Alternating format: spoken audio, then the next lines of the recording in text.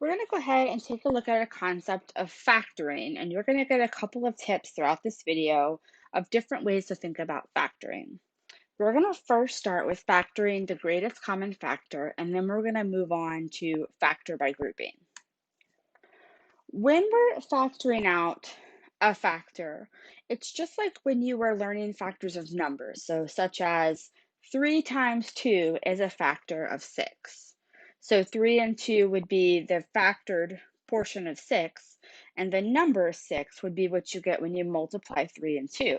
So, what we're saying here is if I have this statement and I multiply them out, it results in this. But if I have this statement and I factor it, it would undo or reverse that process of multiplication, so you get the same thing.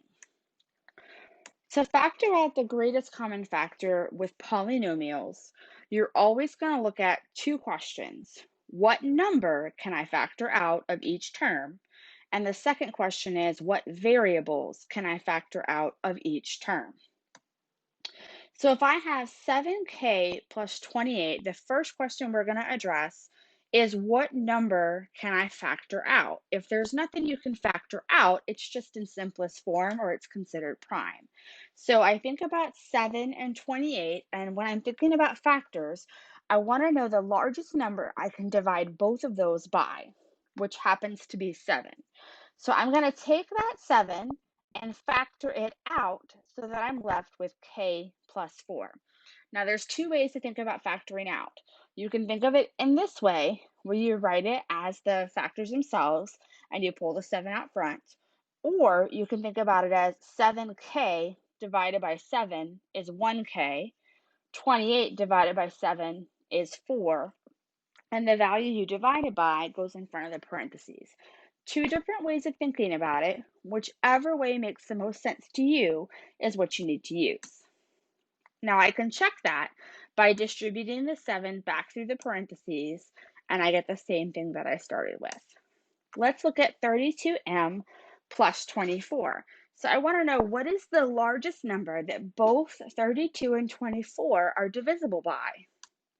And the answer to that is 8. So you can either write it as the factors, or you can do 32 divided by 8, which is 4, and 24 divided by 8, which is 3, and you're going to write what you divided by in front. In this case, 8 and 9 have no common factor larger than 1, so we're going to say that that's fully factored, fully simplified, and it's prime because there's nothing else I can do. In 5z plus 5, the greatest common factor would be 5. So I can do 5z divided by 5, which is just z because the 5's cancel, and 5 divided by 5, which is 1, which is where this comes from. Now we're going to start to look at terms when you have a number as well as a variable. So the first thing we're going to address is, what number can I take 25 and 30 and divide it by? And the answer to that is 5. That's the greatest common factor. Now, in addition to that 5, I have to look at those variables because each term has a variable. I have to ask myself, how many x's can I take away from each term without getting a negative? So basically, you're looking for the lowest exponent. Here, the lowest exponent is 3. So I can take out 3 x's. So if I do that, my greatest common factor would be the 5 times x to the third. And I could rewrite it as factors, or I could think about it as 25 divided by 5, which is 5.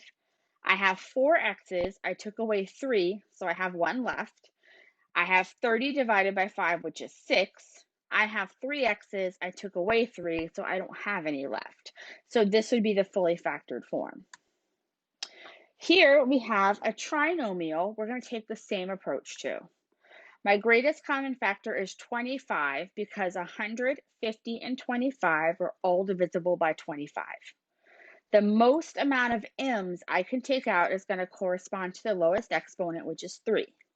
So I'm going to divide all of those terms. I'm going to take away 3 m's from 5, and I'm left with 2. 100 divided by 25 is 4. I'm going to have 4 m's take away 3, which leaves me with 1. 50 divided by 25 is 2, and 25 divided by 25 is 1, and if I have 3 m's and I take away 3, I have none left. In the next one, it works the same way, except for I'm taking out two different variables. So here, the lowest m value is to the fourth, the lowest x value is to the third. Now double check and make sure every term has m's and x's. If every term doesn't have m's and x's, you might not be able to factor out those variables.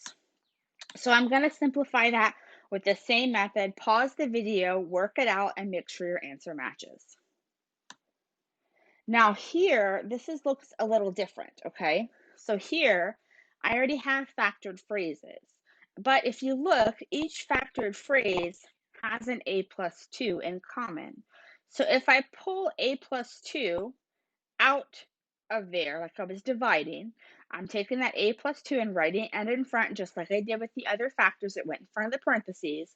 Then if I take a minus 2 away from this statement, I'm left with a minus 3. If I take a minus 2 from this, I'm left with a plus 6. Then I would combine my like terms.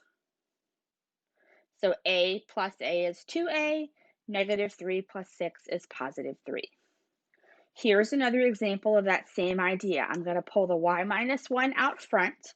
Then I'm going to combine my like terms to get y minus 1 times negative 1, or I could distribute the negative 1 through and get negative y plus 1. Now in part C, notice I have a plus b in the first term. The second term has a plus 5b squared. The most I can take out is just a plus 5b because I need the lowest exponent. So if I take that out, on this term I have a k squared left. On this term I have m squared left, but I also have one of those a plus 5b's left.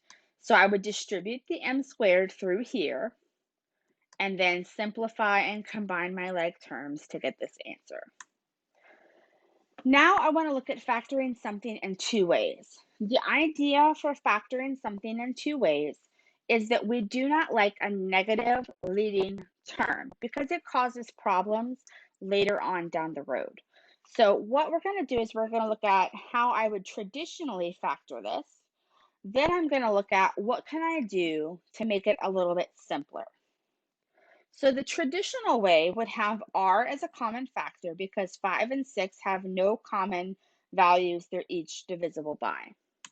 So I would factor the r out, which leaves me with negative 6r in the first parentheses, and then it leaves me with 5 in the second term in the parentheses.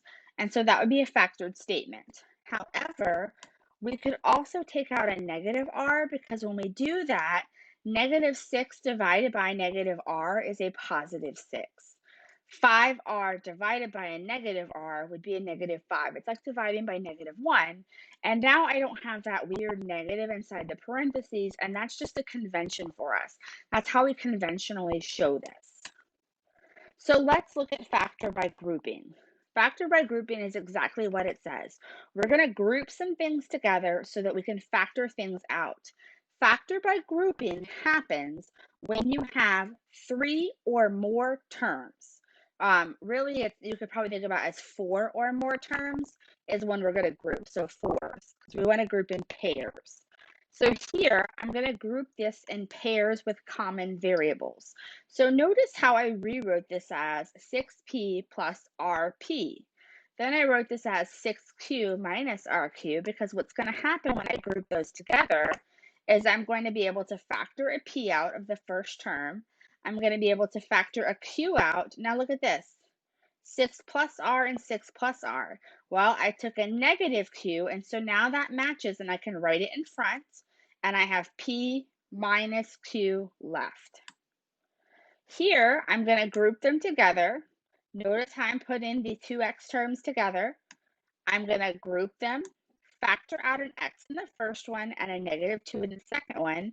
Notice how now I have y minus 4 and y minus 4, which I'm going to pull to the front because that's what I'm dividing by. And I'm left with x minus 2. So if I wanted to kind of put it down into a series of steps, I would say group your terms, factor within those groups, then factor the entire polynomial, and then check your work. So let's look at an example and look at it with the steps. So I'm going to group the terms with the pair that has a common factor. I'm going to take out that common factor, and I'm going to pull what the matching parentheses, there should always be matching parentheses to the front, and I'm left with n minus 1.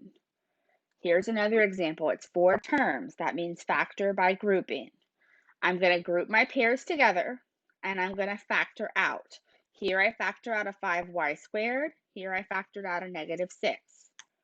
I'm going to pull the same parentheses to the front that they have in common, and I'm going to be left with 5y squared minus 6. You're going to want to double check that, pause the video, work it out on your own to see all of the common steps. And then here's another example. Pause the video, and I want you to work this through yourself. I would first factor out a 7 because every term has a 7. It's okay if you didn't see that. It just makes it a little bit easier because the numbers aren't as big. Then I'm going to group my first 2 terms and my last 2 terms, factor out what they have in common, bring that a minus 3b to the front. To keep in mind that negative 3b plus a can be rewritten as a minus 3b. And then I'm going to be left with 2c minus d, and that is my fully factored statement.